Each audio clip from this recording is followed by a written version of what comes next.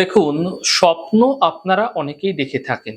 কিন্তু আলাদা, আলাদা স্বপ্নের আলাদা, আলাদা প্রভাব আপনার জীবনে কিন্তু পড়ে থাকে। আপনার জীবনে এমন ৩ টি স্বপ্ন আছে যেই স্বপ্ন দেখার পর আপনারা কখনোই কিন্তু কাউকে সেই স্বপ্ন সম্বন্ধে বলবেন না।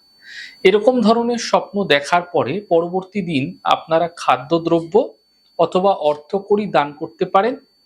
এতে স্বপ্নের পূর্ণ ফল আপনার জীবনে লাভ হতে আপনারা দেখতে পাবেন।